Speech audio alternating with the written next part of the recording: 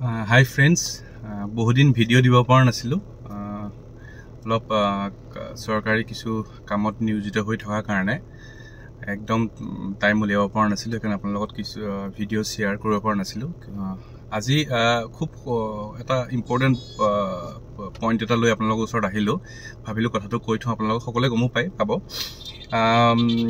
যোনটো railway protection special force আমাৰ RPSF বা RPF বুলিও কয় তেখেতসকলৰ ৰিক্ৰুটমেন্ট এটা এডভাৰটাইজমেন্ট ৰিসেন্টলি উলাইছে ফৰ SI সাব ইন্সপেক্টৰ আৰু কনস্টেবল 452 জন সাব ইন্সপেক্টৰ ভ্যাকেন্সি উলাইছে আৰু 4208 জন কনস্টেবলৰ কাৰণে ভ্যাকেন্সি উলাইছে for railway protection special force আৰু এই নোটিফিকেশনৰ উলোৱাৰ পিছত যোনটো আমাৰ ফৰ্ম ফিল আপ স্টাৰ্ট হোৱা ওপেনিং ডেট আছিলে 15th of April আৰু closing date 14th of May so আমাৰ যোনখিনি যুৱক যুৱতী অসমৰ মেইনলি স্থানীয় যুৱক যুৱতীখিনি আমি সেন্ট্ৰেল যিকোনো সেন্ট্ৰেল গভৰ্ণমেন্টৰ চাকৰিৰ কাৰণে খুব এটা বেছি এৱাৰনেস তো আজিকালি আছে কাৰণ মোবাইল ইন্টাৰনেট দি আমি গুটেখিনি বস্তু পাই থাকো কিন্তু ইমানটা এৱাৰনেস তো কম আছে এটো খুব ভাল চাকৰি ইন্ডিয়ান ৰেলৱে চাকৰি কৰাটো খুব ভাল বহুতখিনি পাৰ্কস পাই আপুনি যথেষ্ট ভাল মানে আপোনাৰ যদি কম্পেয়াৰ কৰিব লগিয়া হয় আপুনি নিজে কৰি চাব খুব বেছি ভাল সেই কাৰণে মই আপোনাক ভাবিলো কথাখিনি কৈ থওঁ এই গুটে এডভাৰটাইজমেন্টটো আপোনালোকে পাব rpf.indianrailways.gov.in এই ওয়েবসাইটটো আপোনাক গুটেখিনি বস্তু পাই যাব আৰু মই মেইনলি এক্সাম প্যাটাৰ্নটো কথা অলপ কৈ থওঁ এক্সাম প্যাটাৰ্নটো মেইনলি তিনটা স্টেজত হ'ব ফাৰ্স্ট স্টেজ হল অনলাইন কম্পিউটাৰ বেসড টেষ্ট বা CBD বুলি কও আমি CBT বুলি কও যোনটো অনলাইন কম্পিউটাৰ বেসড টেষ্ট তাত ক্লিয়াৰ কৰাৰ পিছত আপোনালোকে দিব লাগিব ফিজিক্যাল এফিচিয়েন্সি টেষ্ট বা PPET or physical measurement test ba PMT after clearing that apnalok karna thakibo document verification ei hol tinta stage first to computer efficiency test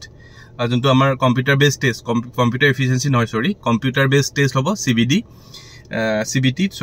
then physical test ta thakibo physical efficiency test ba physical measurement test or last document verification এতিয়া কথা হল কি যোনটো computer যোনটো test হ'ব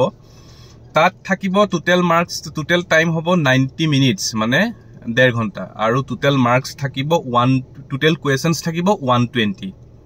so 120 টা questions 90 মিনিটসৰ আৰু syllabus কি থাকিব এৰিথমেটিকত থাকিব 35 মাৰ্কস মানে ধৰক বিভিন্ন ধৰণৰ ম্যাথছ আপোনাৰ এৰিথমেটিক বুলি কলে গমেই পায় ম্যাথছ থাকিব ধৰক LCF HCF LCM HCF বা ডেসিমেল যিকোনো বস্তু আপোনালোকে ইয়াৰ সিলেবাসটো গুটেই মই যে কৈছো আপোনাৰ rpf.indianrailways.gov.in টো ওয়েবসাইট এই ওয়েবসাইটত গুটেখিনি বস্তু সিলেবাসটো পাই যাব then general intelligence and reasoning 35 marksor আৰু general awareness 50 marksor so যোনটো কম্পিউটাৰ বেসড টেষ্ট CBT থাকিব তিনটা মেইনলি সাবজেক্টৰ ওপৰত এমফাসিস দিয়া হৈছে এটা হল arithmetic মানে সিম্পলি আপোনাক ক'ব পাৰে maths এটা হল reasoning number 2 আৰু number 3 general awareness বা আমি যোনটো GK বুলি কওঁ সো এইখিনি হল থুলমুলকে বস্তু মই আকৌ এবাৰ সামাৰাইজ কৈ থওঁ আপোনাক যে সাব ইন্সপেক্টৰ আৰু কনস্টেবলৰ কাৰণে উলাইছে সাব ইন্সপেক্টৰৰ কাৰণে হল 452 আৰু কনস্টেবলৰ কাৰণে হল 4208 ফৰ্ম ফিল আপ চলি আছে 15th of April পৰা স্টাৰ্ট হৈছিলে 14th of May শেষ হ'ব আৰু এক্সাম প্যাটাৰ্ন অলৰেডি কৈছো তিনটা পাৰ্টত হ'ব কম্পিউটাৰ বেসড টেষ্ট থাকিব ফিজিক্যাল টেষ্ট থাকিব আৰু ডকুমেন্ট ভেৰিফিকেশন আৰু এক্সাম প্যাটাৰ্নটো মই কৈ দিলো CBT যোনটো 90 মিনিটসৰ টোটাল এক্সাম টাইম 120 মাৰ্কসৰ কোয়েশ্চনস থাকিব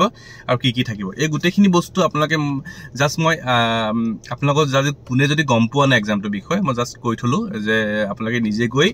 rpf.indianrailways.gov.in ত সাৰ্চ কৰি গুটেখিনি বস্তু পাই যাব সিলেবাস পাই যাব কি বুকস পঢ়িব লগা পিছত বাৰু মই চেষ্টা কৰিম কিন্তু এতিয়া বৰ্তমান আগন্তুক আৰু 10-12 দিন খুব বেছি বিজি থাকিম সো তাৰ পিছত আপোনালোকক লগ পাম মাজতে যদি কিবা ইম্পৰ্টেন্ট থাকে সময় সুবিধা হলে কম thank you so much all the best